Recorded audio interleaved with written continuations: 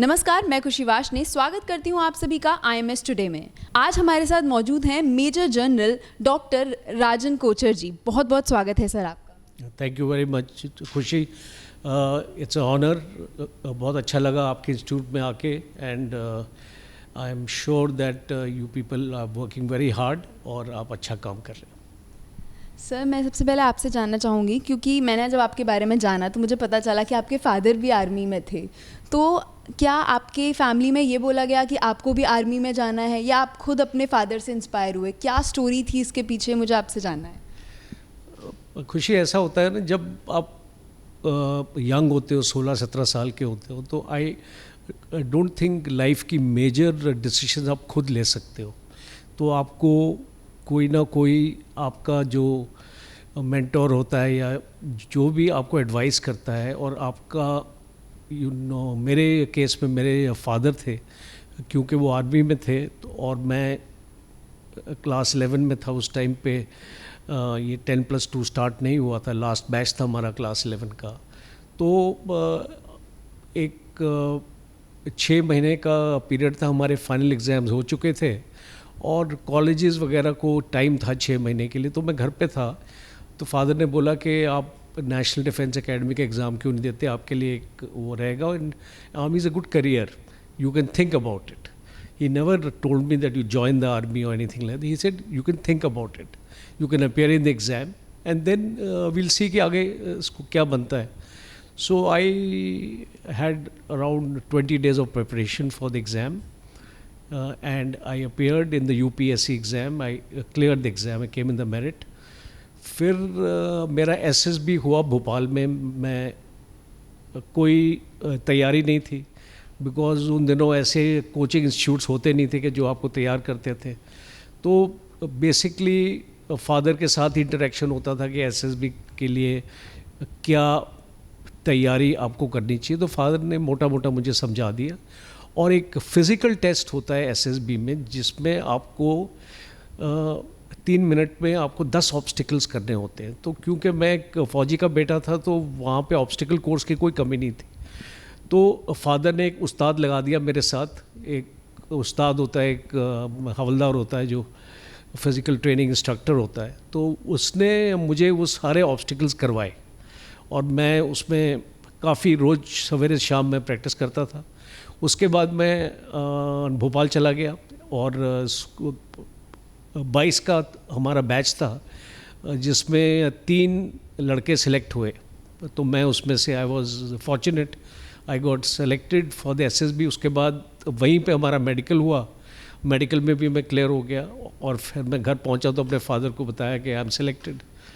तो फिर फादर ने बोला कि it's a very good profession, you have seen my life and you can make it your profession also. तो I was convinced, because वो as भी ऐसी थी। और एक इम्पॉर्टेंट पॉइंट था that you are doing something for the country and you always wanted to do something for the country. It's not that कि खाली फौजी ही देश की सेवा कर सकते हैं, बाकी लोग भी कर सकते हैं। But here I got the opportunity to wear the uniform and serve the nation. तो I took it up this way.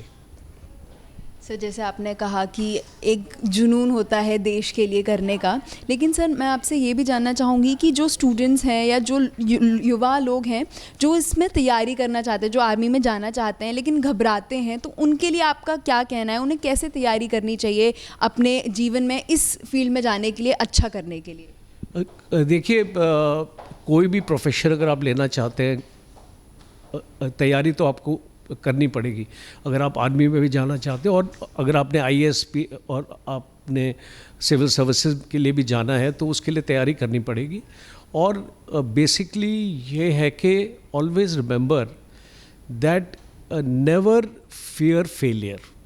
Because क्या होता है, कई बार ऐसा होता है कि हर एक आदमी हर एक प्रोफेशन के लिए बना नहीं हुआ। There was a friend of mine who appeared with me for the NDA exam. हम साथ ही थे उस स्टेशन में, and he couldn't clear the exam, but he became a doctor and he is now one of the most leading doctors in Nagpur.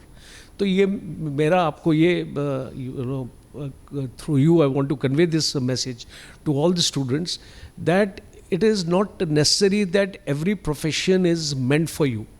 हर एक आदमी का एक अपना टेम्परामेंट होता है. फौज में आने के लिए आपको एक टेम्परामेंट चाहिए. You should be having some sort of a discipline. You should be able to take criticism, you should be able to accept somebody scolding you, lots of patience. So इस टाइप का अगर आपकी personality है और अगर आप ये कर सकते हैं तो आप फौज में ज़रूर ज्वाइन कीजिए. और एंड वंस अगर आपने डिसाइड कर लिया कि आपने आर्मी में ज्वाइन करना है, then have the passion to do it, have the fire in your belly जैसे हम बोलते हैं. तो जो आपने मेहनत करनी है, आपने पढ़ाई करनी है, अपने कम्युनिकेशन स्किल्स को इम्प्रूव करना है. बिकॉज रिटन एग्ज़ाम बहुत लोग पास करते हैं, बट जो सर्विस सिलेक्शन बोर्ड का एग्ज़ाम होता है वो बहुत कम लोग पास करते हैं. And the pass percentage is only 1%. सो फिर उसकी तैयारी करने के लिए आप जो भी कोचिंग इंस्टीट्यूट जाएंगे वो आपको एक तरीका बताएंगे. It only gives you confidence कि what you are going to expect in the interview. But selection is not guaranteed by going to a coaching institution. Always remember that. How much money you will pay in the institution, वो कोई आपको success guarantee नहीं करता. Success आप अपना खुद अपनी success guarantee करते हो. So it is up to you. वहाँ पे इंटरव्यू में बिल्कुल सच्चाई बोलनी है, कोई चीज़ को छुपाना नहीं है. And try to be bold and honest. ये चीज़ें अगर आपने माइंड में रखोगे तो I don't think you will fail. Sir ये जो कोर्सेज होते हैं MIB बिजनेस का, जैसे मास्टर्स इन इंटरनेशनल बिजनेस, तो ये जो कोर्सेज हैं कैसे रेलेवेंट है और इम्पॉर्टेंट है आज के टाइम में? A very good question. Today you see how the nation is developing. We are becoming the 5th largest economy in the world. And after 2 years, we are going to be the 4th largest economy. We are going to overtake Germany. और इतना investment India में आ रहा है और इतनी focus manufacturing sector में हो रहा है.